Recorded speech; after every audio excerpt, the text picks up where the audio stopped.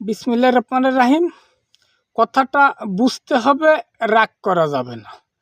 তার মধ্যে একটা জিনিস হচ্ছে, প্রত্যেকটা মানুষের উচিত হচ্ছে তার নিজের প্রতি বিশ্বাস, ভক্তি, শ্রদ্ধা রাখা হচ্ছে উচিত।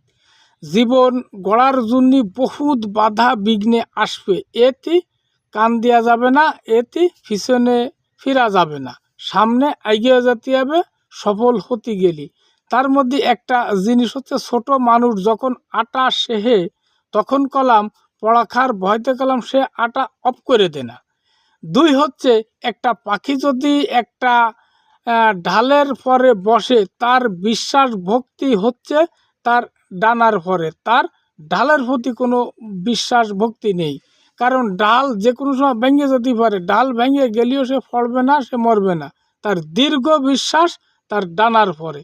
তেমনি প্রত্যেকটা মানুষের উচিত হচ্ছে তার নিজের প্রতি বিশ্বাস ভক্তি তাহলে ভালো হয় জীবন গড়ার লক্ষ্যে। কথাগুলো যদি ভালো হয়, কথাগুলো মিলিয়ে দেখবেন আপনারা।